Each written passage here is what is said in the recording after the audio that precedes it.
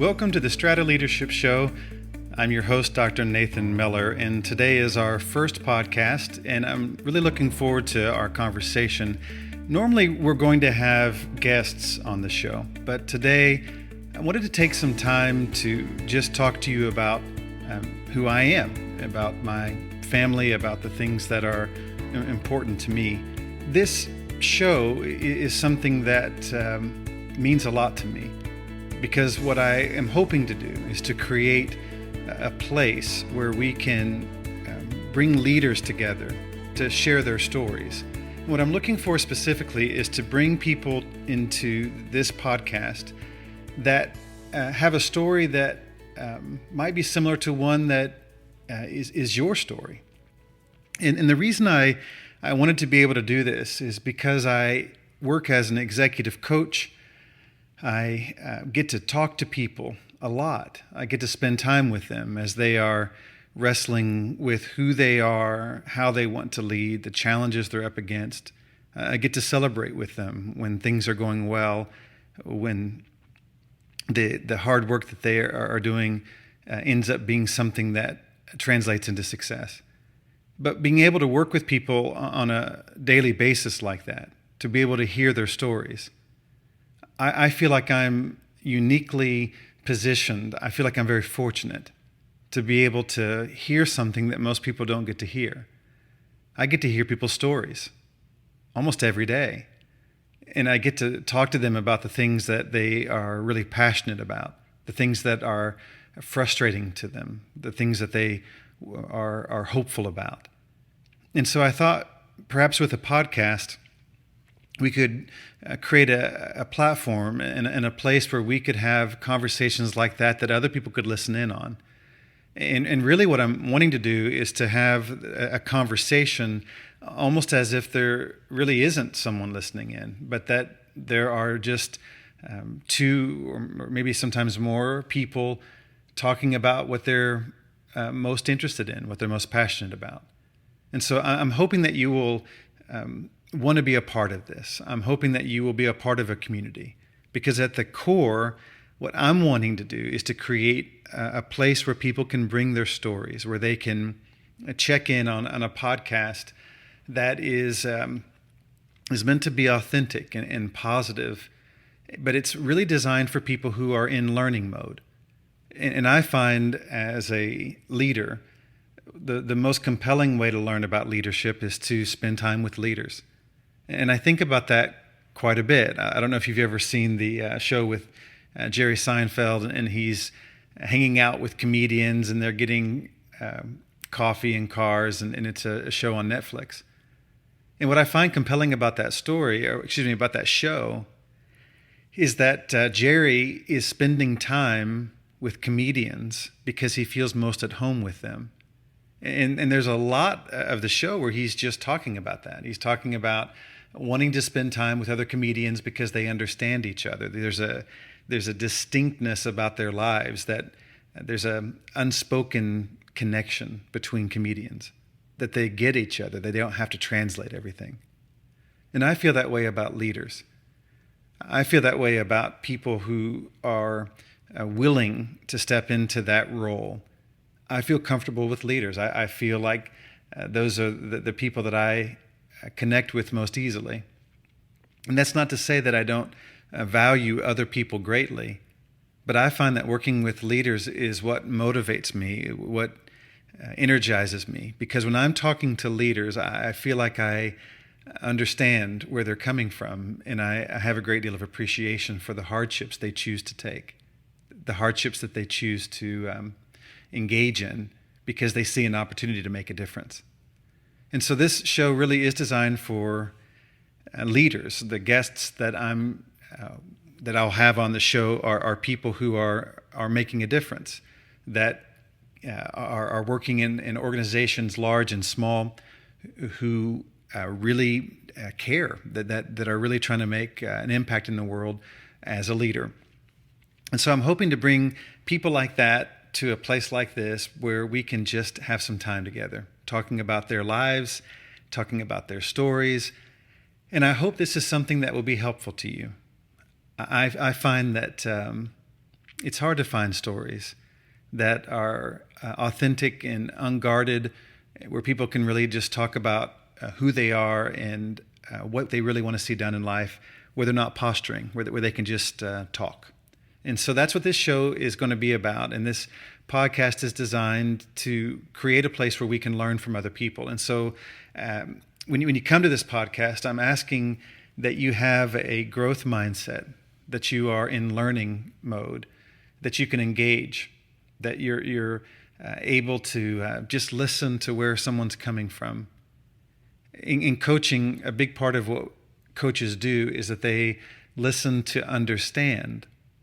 And I can listen to someone and not necessarily agree with them. I can listen to them and wish they would go a different direction. I can listen to them and be excited about what they're wanting to do. But at the core, my real goal is to listen to understand them. Because if I don't understand where they are, then I will have a hard time really engaging them to talk with them about where they want to go.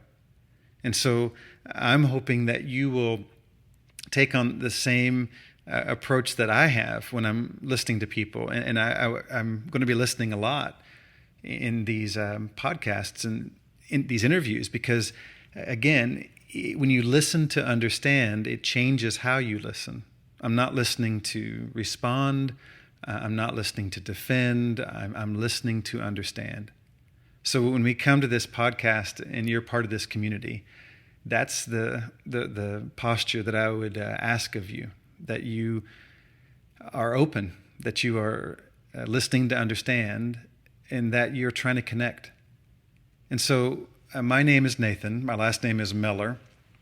It's spelled a little bit oddly. My last name is Mellor, Nathan Mellor. Our family moved to what would become America as we know it today from England, and we had the last name Mellor. Most of the people in our family changed it to Miller, but there were a few holdouts, and we are among those.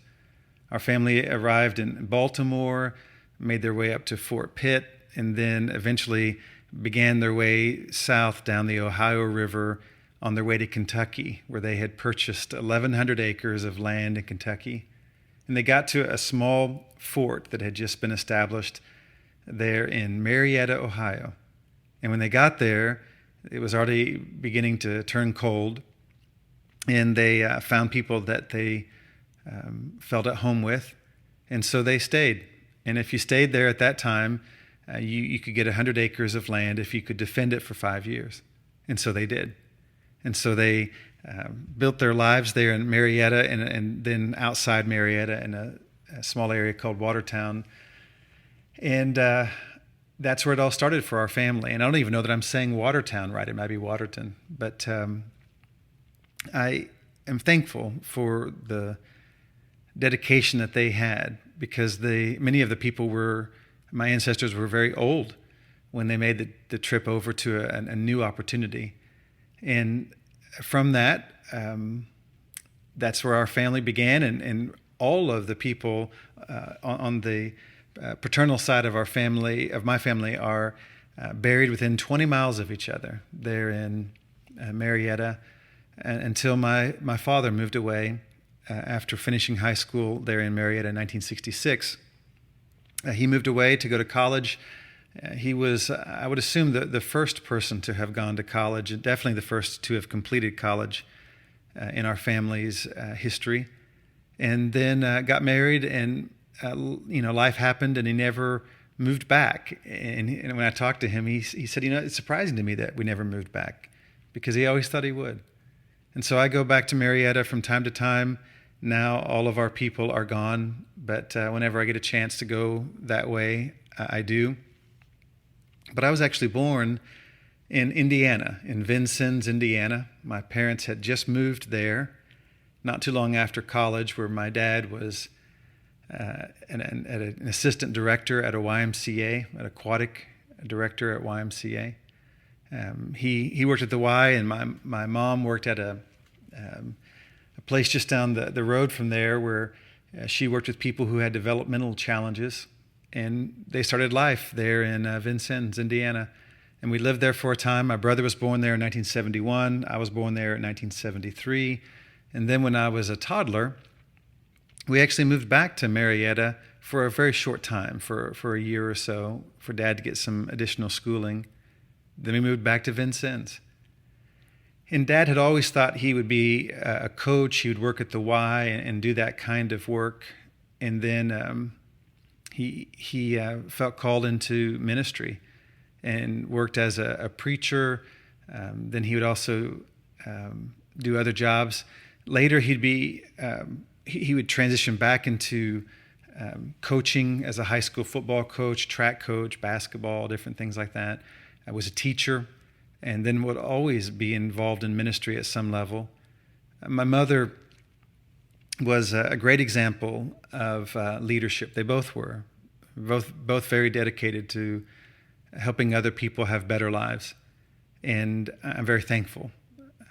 But we moved to Marietta for a short time, then back to Vincennes, and then the summer just before the third grade, we moved from Indiana all the way down south to Spanish Fort, Alabama, which is located on the eastern shore of the Mobile Bay. And we had a little cinder block home there on the causeway, which connected Spanish Fort to Mobile. Lived on the causeway for a time, and then we were eventually able to get a house in Daphne, Alabama, which is just a few miles south.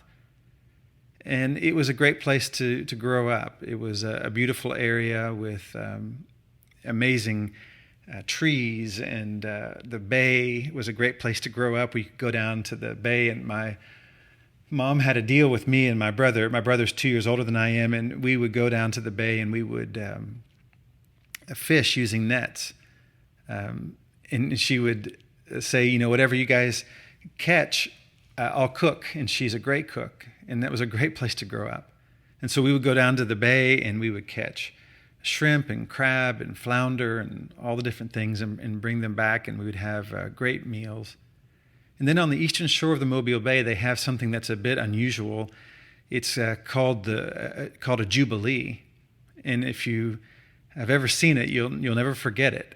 But when there's a jubilee, what happens is that the brackish water in the Mobile Bay, which is that freshwater saltwater mix, becomes imbalanced, and there's not enough oxygen in the water, and the fish and the shrimp and just anything in the water begins to beach itself for just a few hours. And as a kid, I got to where I could tell when it was going to happen, and the wind would blow east, and the water would be completely still. It looked like a mirror. It was just completely like glass. The water was so still. And if you took your hand and you just slapped the water with your open hand, the water would fizz up. And then we would know that evening there could be a jubilee.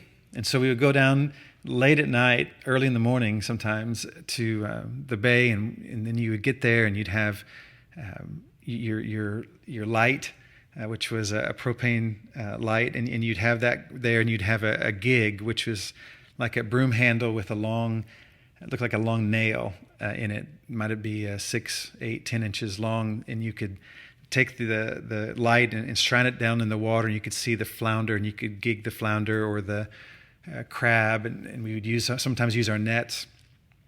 But you could get an entire freezer full of the small crab and all just in a half an hour, maybe less.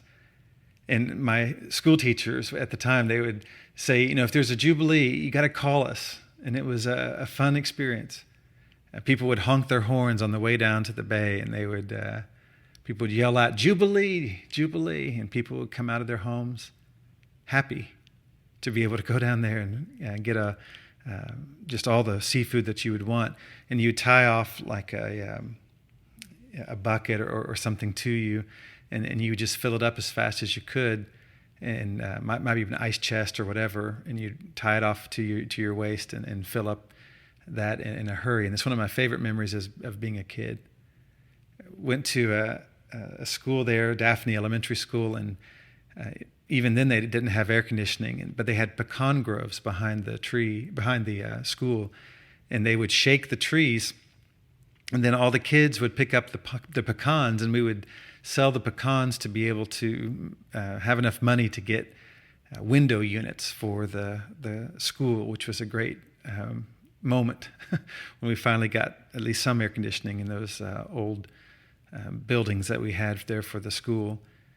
Great memories. And during that time when I was in elementary school, I got to work in the snack bar, which was a little wooden metal shed, and that we would sell chips and we would sell drinks, and learn to be entrepreneurial pretty early on in life. And just great memories. Then around the 7th grade, we moved across the bay from Spanish Fort and Daphne over to Mobile. And I lived there until finished up my sophomore year in high school. And it was in Mobile that I got my first job. I was 14 years old the summer I got my first job working at the Bel Air Mall, and I was working in maintenance. And you would get there at 6 o'clock in the morning, and you'd work all day in that hot summer heat, the humidity of Mobile. And I was happy to get that $3.35 an hour. And I am thankful for that time.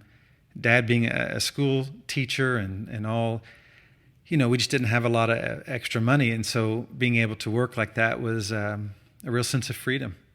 And so I began working pretty young, played football. And Dad being a football coach, I was around it quite a bit and kind of grew into it, and was a pretty good high school football player. In my sophomore year, we won the conference championship, and just a lot of great experiences. But at the end of my sophomore year, my parents decided to move to St. Louis because Dad had a ministry opportunity there, and it was just a better opportunity for our family. So we moved to St. Louis from Mobile. And it was a very different world for me to move from Mobile to St. Louis and to start a new life there. We lived in Bridgeton, and then we moved over to Overland. And I graduated from high school in St. Louis. And after graduating from high school, I moved on to college. And I attended Harding University, which is located in Central Arkansas, which is the same school my parents had gone to, which was kind of a neat connection. My brother had already gone there by the time I was there. I graduated from high school in 1991, went to Harding to play football the fall of 1991. Was a good high school football player, and I got to college and realized I was a good high school football player. And so played for 2 years, got my letter, and then moved on to other things. And it was a huge deal at the time. Looking back on it, it was a great learning experience, but it just wasn't my area of passion anymore, and I really wasn't that good. And so I moved on, and that was really when I had a very different experience at going to college, because all of a sudden you realize there was a lot more than just going to playing football and going to class, and that opened up a lot of opportunities for me to develop as a leader. I had always been expected to be a leader, and I'd always felt comfortable with that, but it wasn't until college that I began to see the real impact that you could make in other people's lives by being willing to serve as a leader. And so, I'd been on student council and captain of the different teams and president of the student body and stuff like that in high school, but in college, that's when it really began to click that it wasn't just a title, it was an opportunity, that you could really open a lot of doors for people if you were in a position of leadership. And I really did view it as a matter of service, that you could serve people through that. So graduated from college in 1995, and then stayed on. A lot of stories that I'm not telling right now, and I'll get to those later in our time, but in future episodes. But then graduated with a master's degree in 1997 from Harding, and Harding was a great place for me. It's a school that it really knows who they are, and they are a conservative place that they try to live. They live out what they believe, and it was a place for me that I will forever be indebted to. Very authentic people. And so began working at Harding after I graduated and was the graduate assistant to the president of the university. And then in 1999, we left Harding, my wife and I. I met her while I was student body president, and we were on a service project, a service trip, mission kind of effort to work to clean up the floods in Albany, Georgia, and we became friends. And it was a unique thing because we really became friends, and then later realized that there was more to it than just friendship. And married in 1997, and then in 1999 we moved to Chattanooga, Tennessee, where I wanted to work in ministry, and we did, with a great church that was a place that was really growing and vibrant. But it was a tough time. The church was growing a lot. I was really wrestling with who I wanted to be, and just was overwhelmed in a lot of different ways. And in 2004, just hit a wall in life, and then was trying to figure out, what do I do now? And so we decided with our two young children, I have two daughters. First, her name is Annalise. She is in college now. And the second, her name was Arden, and she's finishing up her junior year of high school right now. And so we moved from Tennessee, which is such a beautiful area. If you've not been to Chattanooga, that's one of the just beautiful places in the world. And so we moved from there to California, where I had been accepted into the Strauss Institute for Dispute Resolution at the Pepperdine School of Law. And if you've ever been to Pepperdine University, it's located in Malibu, which is just, again, one of the most beautiful places on the planet. And I could not believe that I was able to go to school there, and was so thankful. And took out every loan that I could possibly get, had several jobs at the time, and still have had a lot of debt to pay off for a long time. But I was thankful for the chance to go there. And so I got a master's degree in dispute resolution from the Strauss Institute there at the School of Law. And then after I finished that degree in 2005, I was given an opportunity to join that program, the Strauss Institute, as an assistant director and as an adjunct professor. And I taught there for a short time, and then was finishing up my coursework for a doctorate in organizational leadership from Pepperdine in a different program that was in the Graduate School of Education and Psychology. And so finished up the coursework, and then in 2006 was just really looking at what to do next. And if we were going to stay at Pepperdine, it was going to be a significant commitment to stay there, and money was tight and just all the different things. And we were looking at, well, what do we really want to do? So we began looking across the country at places that we thought had a lot of promise for the future. And in 2006, the summer of 2006, we moved to Edmond, Oklahoma, which is what most people would consider a suburb of Oklahoma City, and started our life there. I was a professor at a small university, Oklahoma Christian University, while I was completing my dissertation and the comprehensive exam, and did that for a couple of years. And it was one of those places that you just learned a lot at that time of life, and was given an opportunity to work as an executive at Oklahoma Christian, which they call OC, and really got to work closely with the president there, a man named Mike O'Neill, who I enjoyed working with. And the role that I had was vice president and then advisor to the president, and then I was able to teach in the business program there for those years. And then late 2009, a friend of mine named Frank Smith, who's now my business partner, in late 2009, we were having a breakfast and talking about life and all these different things. And I was sharing with him a dream of creating a company.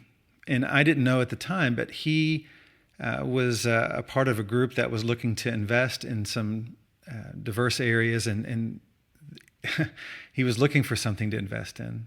And so I said, I'm really thinking about this leadership company. What if this could be done? And I really didn't want to start a leadership company, but I wanted to work in the field of leadership, and I couldn't find a place to work like that. Those jobs didn't seem to exist. And so we were having a great conversation, and then began to realize, hey, this is beginning to look more like a proposal of, this is what the company could look like, this is what we think we could do. And we formalized that, presented the concept, and then we started the company together in 2009. And that has been an amazing ride. Very thankful for Frank and his friendship and wisdom. He's a lot like a brother to me, and very grateful. I would say now in 2020, after having worked side by side for all this time, I feel like my trust in him and belief in him has only grown over the time. And I trusted him to begin with, and now to see where that is. And so over the years, through Strata, we began working with companies and individuals from all across the country in the United States, and then also in a number of international locations. And so began to travel a lot. And I had traveled in the past. I would spend my summers working in Russia while I was in college teaching English. And when I was in high school, my dad would take us to Guyana, South America, to do mission work and humanitarian aid there. And so just continued on this theme of how do you serve people and how do you help them succeed and thrive. And leadership was a big part of that. And so through Strata, now we had a platform to be able to influence schools and companies and nonprofits.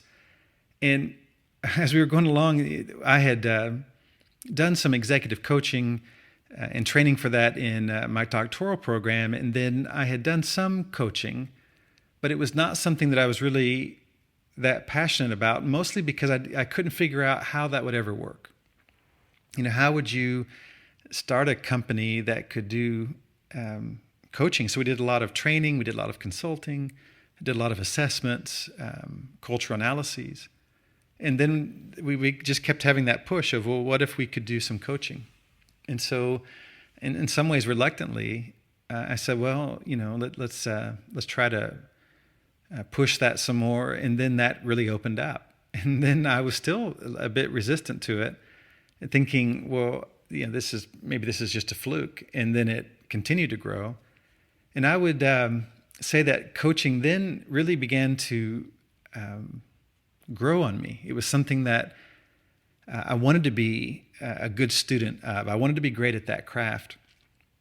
And it was just, and still am, I'm just passionate about the idea of how do you serve people well as an executive coach. And so now, I would say conservatively, I've probably done, I would guess, 3,000 coaching sessions over the years.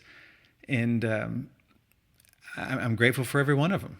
I'm thankful for the time that I get to spend with people, learning about who they are, where they want to go, helping them identify their goals, addressing some of the obstacles, being able to put together action plans with people.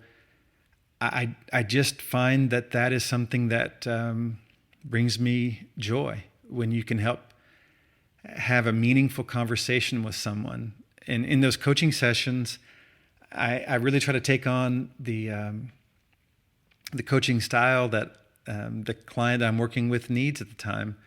And I find that you can't do that in a one-dimensional way. You have to adjust your style to what they need. And so sometimes you're a sparring partner. Sometimes you really are an encourager. At other times you're trying to provoke something. But you can do all those things and have a great deal of respect and honor for someone else. But it dawned on me as a coach, that's a high honor, and it's one that requires a great deal of loyalty. And loyalty sometimes requires saying the thing that you don't want to say. And sometimes it requires saying the thing that you don't want to say and they don't want to hear. But if you're going to really help somebody, you have to care about them enough to say the hard things. And so as a coach, I'm always trying to be respectful, and I'm always trying to be an encourager. But I find that one of the challenges of coaching is that you sometimes have to play a part that you would prefer not to play. And so for me, I make the decision to be the boldest person in the room when I'm coaching, that I'm trying to think at the best of my ability about the things that might allow someone to open the door in their life for the success that they want, and that I'm really trying to help them get where they want to go. And I just say that because I don't think that you can really coach people well if you don't really care about them deeply. And I don't throw the word love around easily, but I would say that it really requires that you love people to be able to be a part of their lives, that you really have to determine that you're going to help. You're going to remove the filter that would be the one that would be self-preservation, that you're trying to do the best that you can to be as authentic as possible. And some days you do better than others, and some days you wish you could get back. But at the heart of it all, if you care about people and you want to help them have better lives, I find that coaching is a way to get that done. I feel like I have been witness to amazing moments in people's lives. And that's the thing about leadership, is that often the most amazing things that you will see are seen by just a few people. I love to hike, and I hike a lot. I'm not necessarily a great hiker. I'm not all that fast or anything like that, but I love being on the trails, and have spent a lot of time on trails. And the thing about hiking that is tough is that a lot of times I'm a solo hiker because of just time constraints and everything else. And so I've seen these amazing places, and you see these amazing places, and then you find yourself seeing this unbelievable sight, and you're alone. You wish you could share it with somebody. You can take a picture of it on your phone and you share it with your wife and your kids, but you are alone. And a lot of leadership is alone. And I hate that. I wish it were not the case, but there are a lot of vistas that you will see as a leader that you're going to see alone. And then you might go back down the hill and bring them back up. But even then, it's a little bit different because they are experiencing it for the first time, but you are helping them experience it. And so as a leadership coach, I like to be the person that in some ways it's like you don't even exist, and I mean that in a positive way, but that you are there as a witness to people having these incredible moments in their lives.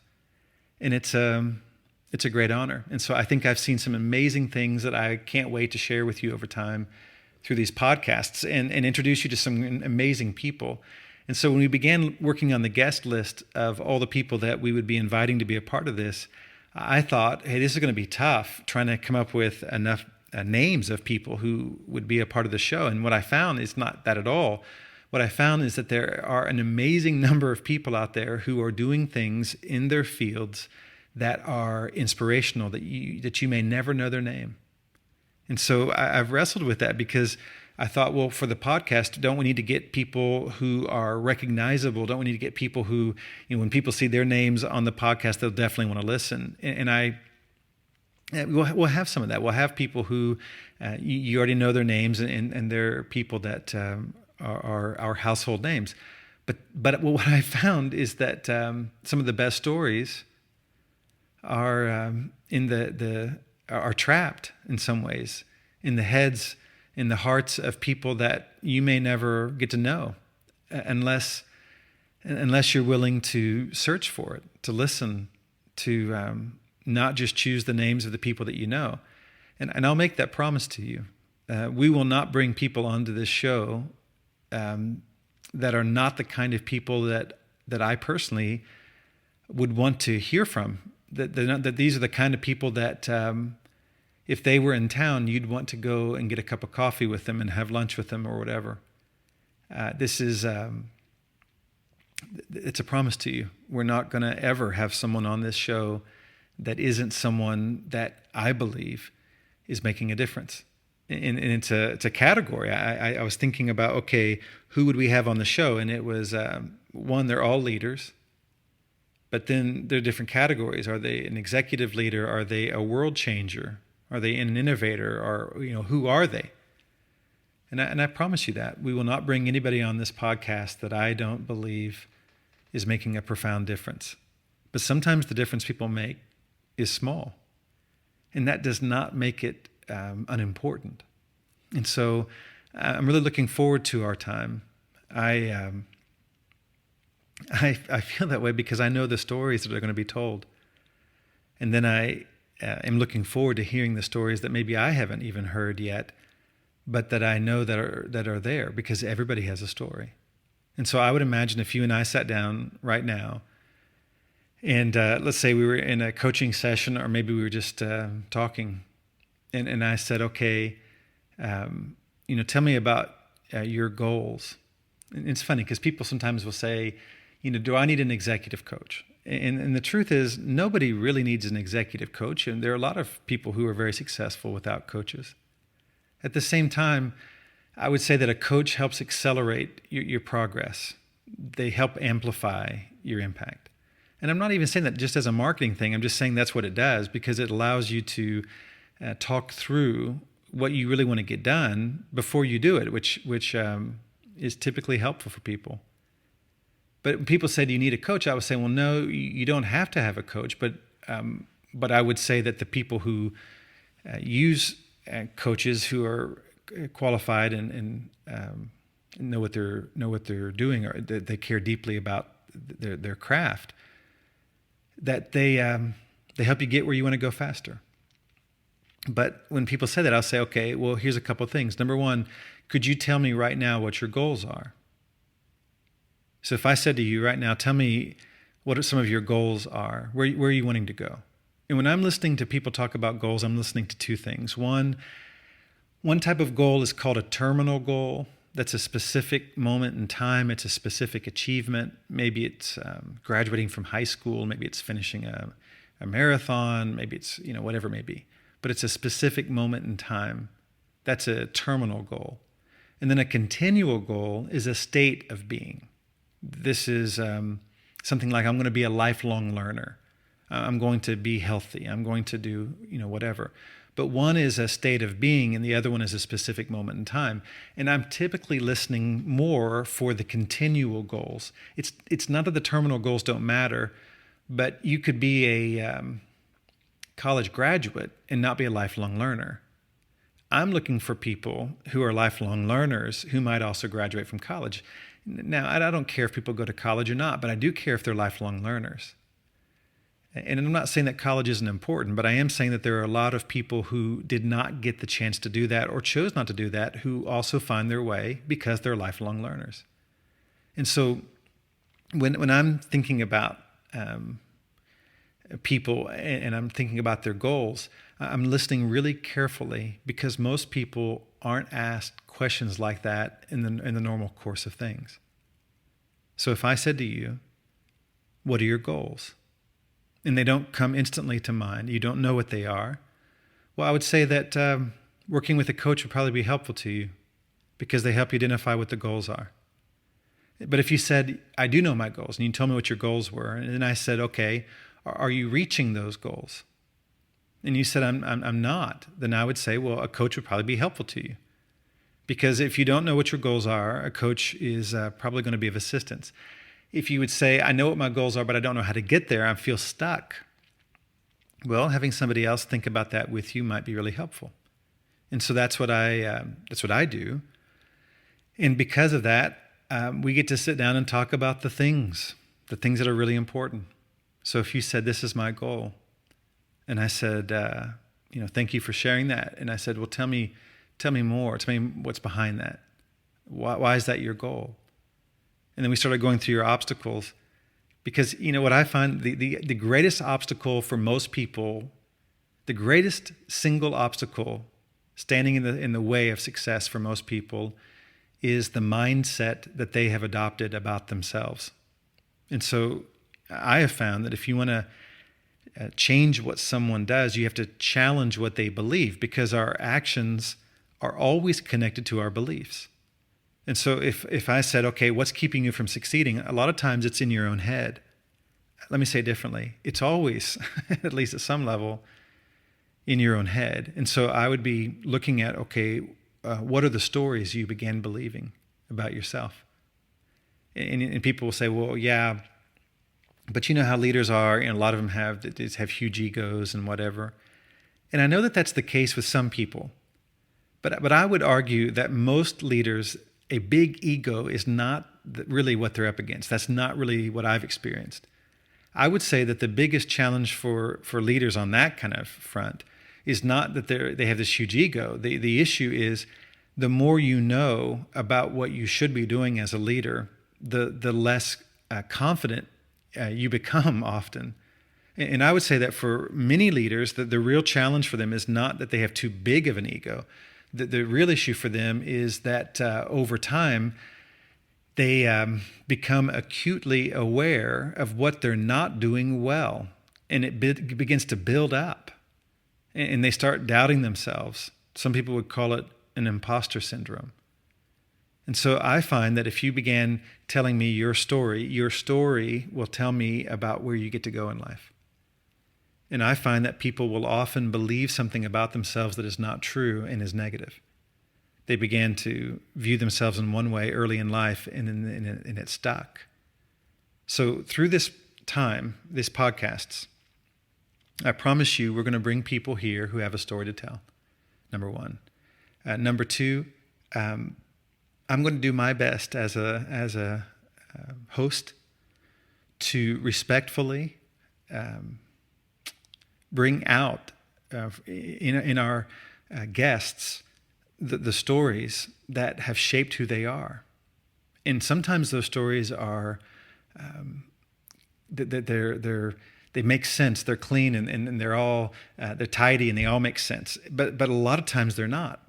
A lot of times what you find is that the path that someone had to travel on their way to success was one that was filled with a great deal of pain, challenges, time that they might have felt when they were going through it was wasted.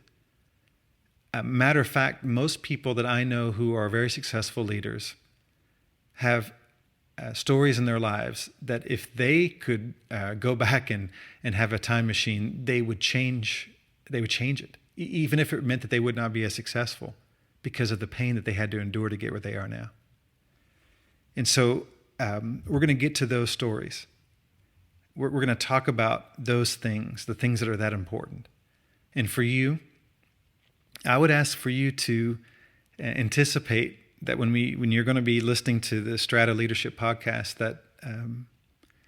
that this is a time where you can just relax and listen, and specifically that you're listening to learn.